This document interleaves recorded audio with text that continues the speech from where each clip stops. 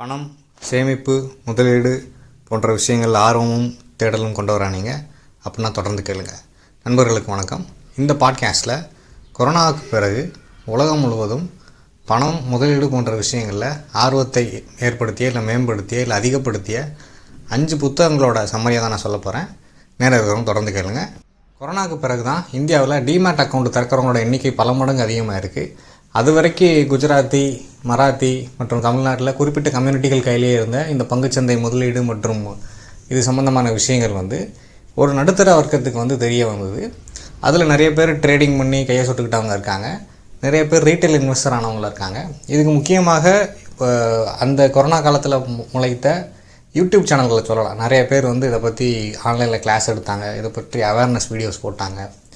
திரும்ப திரும்ப சொல்லப்பட்டது என்ன அப்படின்னா, பங்குச்சந்தையில் தொடர்ந்து நீண்ட காலம் முதலீடு பண்ணும்போது ரிட்டையர்மெண்ட்டுக்கு தேவையான பணம் கையில் கிடைக்கும் அப்படின்றது தான். இந்த வீடியோக்கள் அவேர்னஸ் வீடியோக்களோடு சேர்ந்து மிக அதிகமாக விவாதிக்கப்பட்ட புத்தகங்களில் ஒன்று ரிச் டேட் புவர் டேட். இந்த புத்தகம் 1997ஆம் ஆண்டு வெளியானது.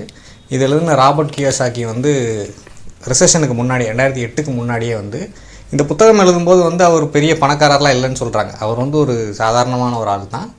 அவர் அப்படி ஒரு ஆஸ்பிரேஷனாக ஒரு புக் எழுதி இந்த புத்தகத்தின் வழியாகவே பெரும்பாலும் சம்பாதிச்சாருன்னு சொல்கிறாங்க. ரியல் எஸ்டேட் வழியாக சம்பாதிச்சிருக்காரு. அவரை ஃப்ராடுன்னு சொல்கிறவங்களும் இருக்காங்க. அவர் சொன்னது எல்லாமே எதுவுமே உண்மை கிடையாது, கொடுத்த ஸ்டாட்டிஸ்டிக்ஸ் எதுவுமே உண்மை கிடையாது, மொத்தமாகவே ஒரு ஃப்ராடுன்னு சொல்கிறாங்க.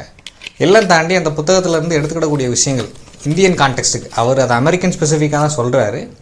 அப்புறம் அந்த புத்தகம் உலகம் முழுவதும் விற்றாலும் அதில் உள்ள உதாரணங்கள் எல்லாம் அமெரிக்கன் ஸ்பெசிஃபிக் தான். பென்னி ஸ்டாக்ஸை வாங்கினீங்கன்னா நாளை பின்ன அது பெரிய ஸ்டாக்காக வளர்ந்துடும். இந்த மாதிரிலாம் நிறைய விஷயங்கள் சொல்லியிருக்காரு. அதில் முக்கியமானது என்ன அப்படின்னா, ஒரு தனிநபர் கையில் பணம் அதிகமாக வரும்போது அவர் மதிப்பு குறையக்கூடிய பொருட்களை வாங்கக்கூடாது. ஒரு கார் வாங்குறதோ வேறு வேல்யூ குறையக்கூடிய, முக்கியமாக கார் தான். அமெரிக்கர்களை பொறுத்த வரைக்கும் அது கார் தான். காருக்கு பதிலாக எந்த பொருள் நாளடைவில் விலை மதிப்பு கூடுமோ அதை தான் வாங்கணும். அசட், ஸ்டாக்ஸில் இன்வெஸ்ட் பண்ணுறதோ இல்லை இடமாக வாங்குவதோ இல்லை ஒரு அப்பார்ட்மெண்ட், ஃப்ளாட் இந்த மாதிரி வாங்குறதோ, அவர் வீட்டுக்கான இந்த பொருட்கள் நிறையா வாங்குறது, அப்கிரேட் பண்ணுறது, உடைகளை அப்கிரேட் பண்ணிக்கிறது, இதெல்லாம் வேல்யூ இல்லாதது அப்படின்றத சொல்கிறார். இன்னொன்று என்ன சொல்கிறார் அப்படின்னா, ஒரு தனிப்பட்ட நபர் அவரோட வாழ்க்கையோட ஆரம்பத்தில், கரியரோட ஆரம்பத்தில் அவர் பணம் ஈட்டுறதில் குறியாக இருக்கக்கூடாது, அனுபவங்களை சேர்க்கறதுல தான் குறியாக இருக்கணும். அறிவும் அனுபவம் தான் முதல்ல, அதன் பிறகு தான் பணம். அந்த அறிவும் அனுபவமும் கிடைக்கும் வரை பணம் 2வது பட்சமாக தான் இருக்கணும் அப்படின்னு சொல்கிறார். இது ஒரு முக்கியமான பாடம். இந்த ரெண்டு விஷயங்களும் அவர் கியோசாக்கி சொன்னதில் முக்கியமான விஷயங்கள். 3வதாக ஒன்று இருக்கிறது என்ன அப்படின்னா, ஒருத்தர் கையில் உள்ள சேமிப்பை வச்சு மாத கடைசியில் அவருக்கு அடுத்த மாதம் ஏற்படக்கூடிய செலவுகளை ஊகித்து எல்லாத்தையும் பண்ணிடுறோம். காருக்கு பெட்ரோல் போடுறது, இல்லை பைக்கு பெட்ரோல் போடுறதுலேருந்து வீட்டு வாடகை கொடுக்குறது, வீட்டுக்கு தேவையான பொருளை வாங்குறது, எல்லாத்தையும் அந்த மாத கடைசி நாளில் பண்ணிட்டாங்க அப்படின்னா, மாதம் பிறந்த உடனே வரக்கூடிய சம்பளம் அவருக்கு தான். இது பே யுவர் செல்ஃப் ஃபஸ்ட்டுன்னு சொல்லி கியோசாக்கி சொல்கிறார். ஸோ கியோசாக்கியை பற்றி இருக்கக்கூடிய நெகட்டிவான ஒப்பீனியன்கள் தாண்டி அவர் சொன்ன இந்த 3 விஷயங்கள் அந்த புத்தகத்திலேருந்து எல்லோரும் எடுத்துக்கலாம். 2வது புத்தகம் ஜான் சி பாகில் எழுதின the little book of common sense investing. 2007ஆம் ஆண்டு வெளியான அந்த புத்தகம். இந்த புத்தகம் தான் இதுக்கு பிறகு வந்த பங்குச்சந்தை பற்றிய பெரும்பாலான புத்தகங்களுக்கு ஒரு முன்னோடி புத்தகம்னு சொல்லலாம். ஏன்னா புதிய நூற்றாண்டில் இந்த 2007க்கு பிறகு இல்லை 2000க்கு பிறகுன்னு எடுத்துக்கிட்டாலே, அதுக்கு முன்னாடி பெஞ்சமின் கிரஹாம் அப்படின்றவர் எழுதின இந்த இன்டெலிஜென்ட் இன்வெஸ்டர் அப்படின்ற புத்தகத்தை தான் திரும்ப மேற்கோள் காட்டுவாங்க. இது ஒரு முன்னோடி புத்தகம். ஏன் அப்படின்னா, ஜான் சி பாகில் தான் VTI total stock market index அப்படின்றதே உருவாக்குனவர். இந்த இண்டெக்ஸ் ஃபண்டுங்கிறதுக்கான காட்ஃபாதரே அவர் தான். ஏன்னா பெரும்பாலான மக்களுக்கு இந்த வெற்றி பெறக்கூடிய ஸ்டாக்குகளை கண்டுபிடிச்சி அதில் முதலீடு பண்ணி அந்த பங்குச்சந்தை வளர்ச்சியோட வெற்றியில் பங்கு கொள்வதற்கான வாய்ப்பு இல்லை. அதனால தான் அவர் இப்படி ஒன்று உருவாக்குறார். இவர்கள் இன்வெஸ்ட் பண்ணக்கூடிய பணம் எல்லா ஸ்டாக்லையும் இன்வெஸ்ட் ஆகும். ஒரு நாடு எவ்வளோ வளர்ச்சி அடையுமோ அவ்வளவு அவங்களோட இன்வெஸ்ட்மெண்ட்டு வளர்ச்சி அடையும் அப்படின்னு சொல்லிட்டு, அட் லோ காஸ்ட். அதாவது இந்த முதலீடுகளை மெயின்டைன் பண்ணுறதுக்கான செலவுகளும் மினிமமாக இருக்கணும்னு சொல்கிறார். அப்படி இருக்கும்போது தான் ஒருத்தருக்கு அந்த வளர்ச்சியோட ரிசல்ட் கிடைக்கும். நீங்கள் இப்போ உதாரணத்துக்கு இந்தியாவில் இடம் வாங்குறீங்க அப்படின்னா அந்த இடத்துக்கான தீர்வை வருஷம் அதை கட்ட வேண்டியிருக்கும். நகைகள் வாங்கினீங்கன்னா அதுக்கு வரிகள் அதிகமாக இருக்கும். அதை பாதுகாப்பாக வைக்கிறதுக்கு ஒரு லாக்கர் தேடணும். இந்த மாதிரி முதலீடுகளோட வரக்கூடிய எக்ஸ்ட்ரா செலவுகள் இல்லை, அதை வச்சிருக்கிறதுக்குள்ள ரிஸ்க்கு. இப்போ இண்டெக்ஸ் ஃபண்டுன்னு வரும்போது நீங்கள் 0.06 இல்லை 0.04 இல்லை 0.02க்குள்ளே தான் அந்த இதுக்கான இதை கொடுக்குறீங்க, எக்ஸ்பென்ஸ் ரேஷியோன்றதை கொடுக்குறீங்க.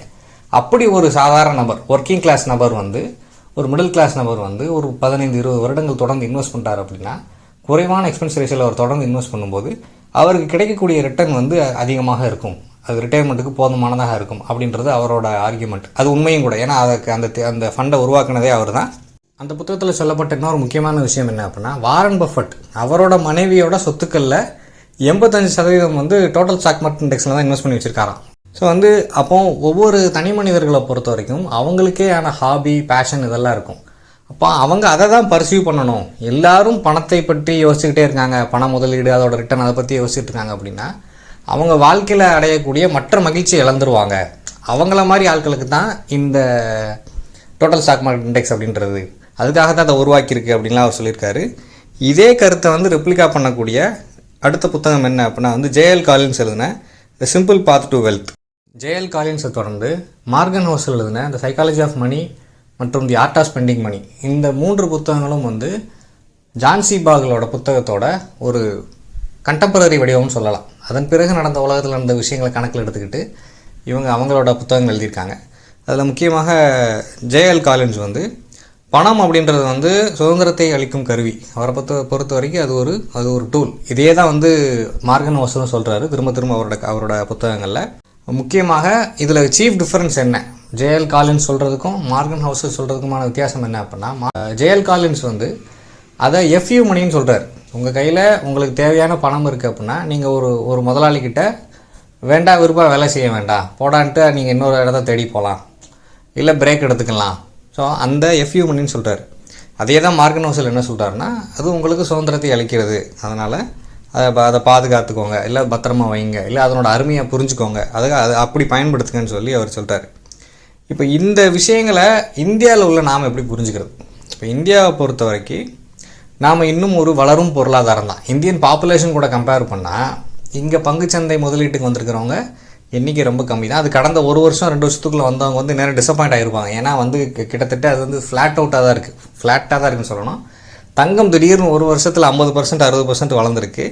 ஆனால் இந்த ஸ்டாக் மார்க்கெட் அப்படின்றது அப்படியே இருக்குது, வளரவே இல்லை. சொன்ன போல் ரிவர்ஸில் கூட போகலாம் போல் இருக்குது இன்றைக்கி இருக்கிற சூழ்நிலையை பார்க்கும்போது. அப்போது நீங்கள் இவ்வளோ நேரம் கேட்டுட்டு இருந்தீங்கன்னா ரொம்ப நன்றி.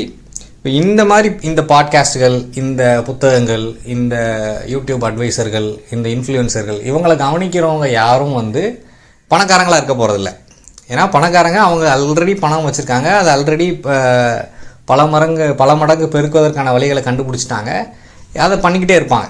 இந்த ஒரு உதாரணம் சொல்லுவாங்க இல்லையா, நம்ம பார்க்குற டிவி நிகழ்ச்சியில் வந்து ஏன் வந்து பெரிய இப்போ ரோல்ஸ் ராய்ஸ் காருக்கு ஏன் அதில் விளம்பரம் வர்றதில்லை? ஏன்னா ரோல்ஸ் ராய்ஸ் கம்பெனிக்காரனுக்கு தெரியும் அதை வாங்கக்கூடிய ஆள் வந்து அந்த டிவி நிகழ்ச்சியோட ஆடியன்ஸ் இல்லைன்ற மாதிரி. அப்போ இந்த அட்வைஸ்கள் யாரை நோக்கி வருது அப்படின்னு சொல்லி கேட்டால், ஒரு ஆண்டு வருமானம் ஒரு 4 லட்சம் 5 லட்சம் தாண்டி ஒரு 10 லட்சம் 15 லட்சத்துக்குள்ளவங்களுக்கு தான் அந்த இது வருது. அல்காரிதம் அப்படி தான் வேலை செய்யும். இந்த மாதிரி கையில் கொஞ்சமாக காசு வச்சுருக்கிறவங்க, ஏன்னா முன்னாடி மாதிரி இல்லை, நீங்கள் கையில் காசு இருந்தால் இடம் வாங்க முடியாது. இன்றைக்கி இடத்தோட விலை அவ்வளோ கூடி கிடக்கு, தங்கத்தோட விலையும் மிக அதிகமாகிருச்சு. அப்படி இருக்கும்போது ரீட்டைல் இன்வெஸ்டர், நீங்கள் பங்குச்சந்தையில் 10 ரூபா 100 ரூபா கூட இன்வெஸ்ட் பண்ணலாம் அப்படின்ற மாதிரி மியூச்சுவல் ஃபண்ட்ஸ் வரும்போது, அப்போ நீங்கள் ஏதோ ஒரு நண்பர் வழியாகவோ இப்படி ஒரு யூடியூப் வழியாகவோ ரேண்டமாக ஏதோ ஒன்று கேள்விப்பட்டு கிளிக் பண்ணிட்டீங்க அப்படின்னா, அப்போ அல்காரிதம் அதுக்கேற்ற மாதிரி வேலை செய்யும். அப்போ நீங்கள் தொடர்ந்து அதை பார்த்துட்டே இருக்கீங்க. அப்போ நம்மளை என்ன இதுக்கு உள்ளாகும் அப்படின்னா வந்து உலகமே அதை தான் கவனிச்சிட்டு இருக்கு போல் அப்படின்ற மாதிரி ஒரு பிம்பத்தை அந்த அல்காரிதம் உருவாக்கிடும். இப்போ நம்மளும் இதில் ஆர்வத்தை தேடி போவோம். நம்மக்கிட்ட வந்து திரும்ப எதை ரெக்கமெண்ட் பண்ணுவாங்க, ப்ரோக்கரேஜஸ், அவங்க பெரும்பாலும் எதை ரெக்கமெண்ட் பண்ணுவாங்கன்னா எக்ஸ்பென்ஸ் ரேஷியோ அதிகமாக இருக்கக்கூடியது தான் ரெக்கமெண்ட் பண்ணுவாங்க. பட் ஆனால் நீங்கள் கணக்கு பண்ணி பார்த்தீங்கன்னா எக்ஸ்பென்ஸ் ரேஷியோவையும் ரிட்டர்ன்ஸையும் கணக்கு பண்ணி பார்த்தீங்கன்னா இண்டெக்ஸோட ரிட்டர்ன் வந்து கம்மியாக இருக்கும், எக்ஸ்பென்ஸ் ரேஷியோவும் கம்மியாக இருக்கும். அதே மாதிரி நீங்கள் அந்த மற்ற ஃபண்டு அந்த அதிக ரிட்டர்ன்ஸ் கொடுத்த ஃபண்டுகளோட எக்ஸ்பென்ஸ் ரேஷியோ பார்த்தீங்கன்னா ரிட்டர்ன்ஸும் அதிகமாக இருக்க மாதிரி தெரியும், எக்ஸ்பென்ஸ் ரேஷியோ அப்போ இது ஆஃப்செட் ஆயிரும். அதிகமான ரிட்டர்ன்ஸ் வந்து அதிகமான எக்ஸ்பென்ஸ் ரேஷியோவால் இண்டெக்ஸ் லெவலுக்கே குறைஞ்சிரும். ஸோ இந்த இண்டெக்ஸ் இதை தாண்டி, இந்த ஸ்டாக் மார்க்கெட் இன்வெஸ்ட்மெண்ட் தாண்டி நமக்கு பெரும்பாலும் தெரிய வராமல் போகிற முக்கியமான இன்வெஸ்ட்மெண்ட் என்ன அப்படின்னா வந்து பிபிஎஃப் தான். போஸ்ட் ஆஃபீஸில் இன்வெஸ்ட் பண்ணக்கூடிய பிபிஎஃப். இது வந்து இன்றைக்கி இது மேலே இவ்வளோ ஆர்வம் வர்றதுக்கு இன்னொரு முக்கியமான காரணம் என்ன அப்படின்னா, இந்தியன் கவர்மெண்ட் வந்து பென்ஷன் ஸ்கீமை மூட்டை கட்டினது தான். இன்றைக்கி அவங்க பென்ஷன் ஸ்கீமை வேறு பேர்களில் சொல்கிறாங்க. பட் ஆனாலும் அந்த பழைய பென்ஷன் ஸ்கீம் 2000 முன்னாடி வரைக்கும் வேலையில் சேர்ந்தவங்களுக்கு இருக்கக்கூடிய அந்த பென்ஷன் ஸ்கீமுக்கு இணையாக அவங்க ஒன்றையுமே சொல்லலை. அதில் வந்து ஒருத்தர் இறந்து போயிட்டால் குடும்பத்தில் வேலை கொடுக்குறாங்க, அவங்க ரிட்டையர்ட் ஆகி நலமாக வாழ்ந்தால் அவங்க வாழும் காலம் வரை சம்பளம் கொடுக்குறாங்க. அப்படி இறந்து போயிட்டாருன்னா அவரோட மனைவிக்கோ கணவருக்கோ அவங்க இறக்கும் வரை பாதி சம்பளத்தை கொடுக்குறாங்க. இப்படி இருக்கக்கூடிய பெனிஃபிட்ஸ் எல்லாத்தையும் எடுத்துகிட்டு இவங்க வேறு ஏதோ ஒன்று பட்டிட்டிங்கரிங் பண்ணி வேறு ஒரு ஸ்கீமை சொல்கிறாங்க.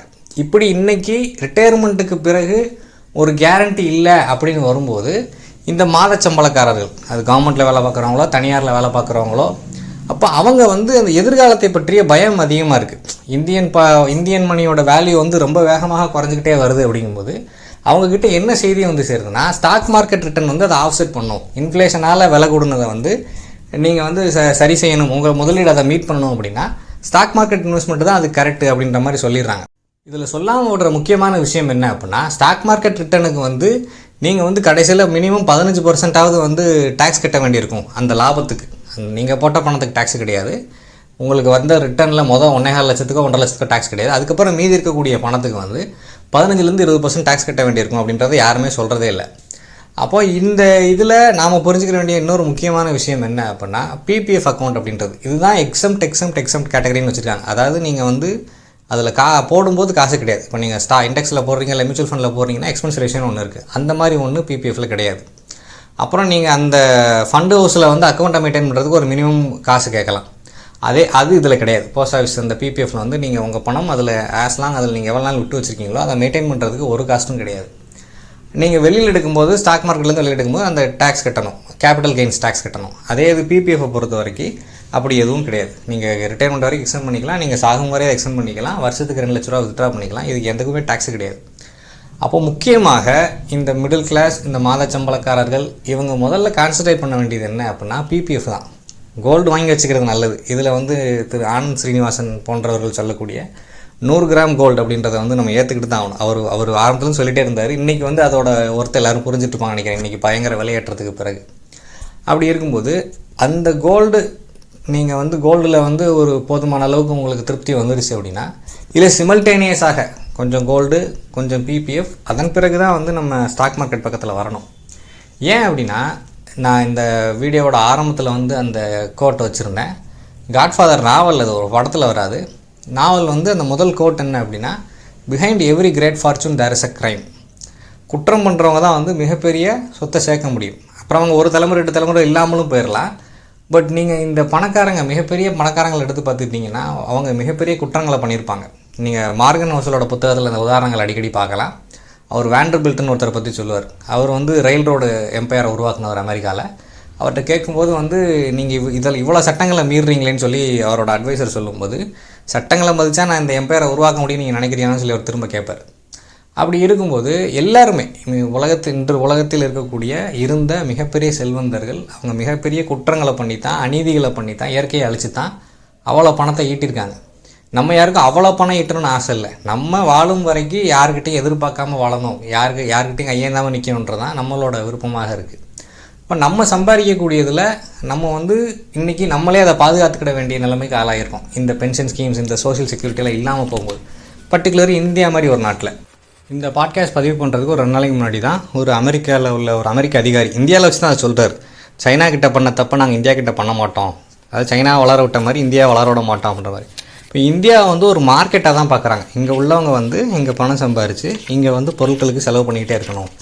நாம் இந்த முதலீடு பண்ணுவதோ இல்லை வருங்காலத்தை திட்டமிடுவதோ எதையுமே விரும்பலை. அவங்க அந்த கன்சியூமர் ட்ரிவன் எக்கானமி. அமெரிக்கா அப்படி தான் இருக்குது. அங்கே பெரும்பாலானவங்க கடங்காரங்க தான். பெரும்பாலானவங்ககிட்ட $400 பணத்தை அந்த எமர்ஜென்சி கேஷே இல்லைன்னு தான் சொல்கிறாங்க. நீங்கள் யூடியூப்பில் தேடி பார்த்தீங்கன்னா இது சம்மந்தமான அந்த சட்டசபை விவாதங்கள்லாம் இருக்குது. அமெரிக்காவில் நடந்தது. மெடிக்கல் எமர்ஜென்சிக்கான $400 பணம் இல்லாதவங்க தான் அமெரிக்காவில் எண்ணிக்கையில் அதிகம். அப்போ நம்மளை இந்த மாதிரி அந்த அன்னன்னைக்கு உழைச்சி சாப்பிடக்கூடிய கூட்டமாக இந்த நாட்டில் உள்ள மக்களை மாற்றணும். அப்போ தான் இவங்க தொடர்ந்து இந்த நம்ம ஏற்படுத்தி இருக்கக்கூடிய இந்த பொருளாதார இதுக்குள்ளே இருப்பாங்க அப்படின்னு. அப்போ இதில் கொஞ்சம் பேர் இந்த முதலீடு, சேமிப்பு, ரிட்டையர்மெண்ட்டு, வாழ்க்கை இதை பற்றிலாம் யோசிக்கக்கூடியவங்க இருந்தால் அப்போ நீங்கள் இதில் வித்தியாசமான ஆள் தான். இப்போ நம்ம முதல்ல செய்யக்கூடியது இல்லை பண்ணக்கூடியது மார்கன் ஹவுஸல் சொல்கிற மாதிரி சம்பாதிப்பதை விட குறைவாக செலவு பண்ணுங்கள், மீதியை டைவர்சிஃபைடாக இன்வெஸ்ட் பண்ணுங்கள். அதாவது இப்போ இந்தியாவை பொறுத்த வரைக்கும் கோல்டு, பிபிஎஃப், அப்புறம் இண்டெக்ஸ். அதுக்கப்புறம் முக்கியமாக இதிலேருந்து எடுத்துக்கிட வேண்டியது என்ன அப்படின்னா, ஒரு தனிநபருக்கு அவருக்கே உரிய பேஷன் இருக்கணும், வாழ்க்கையில் அவருக்கே உரிய ஹாபிஸ் இருக்கணும், அவருக்கே பர்சீவ் பண்ணுறதுக்கான விஷயங்கள் இருக்கணும். அவர் அதில் தான் கான்சன்ட்ரேட் பண்ண வேண்டும். இப்படி லிமிட்டடான ஆப்ஷன்ஸோடு நிப்பாட்டிக்கணும். ஏன்னா இதையே தேடிட்டு இருந்தால் நீங்கள் வாழ்க்கையோட மற்ற ஃபன் இழந்துருவீங்கன்றதான் இந்த எல்லா புக்ஸோட சாரமும். இவ்வளோ நேரம் பொறுமையாக கேட்டிருந்தீங்கன்னா நன்றி. இது உங்களுக்கு பிரயோஜனமாக இருக்குன்னு நம்புகிறேன். தேங்க்யூ.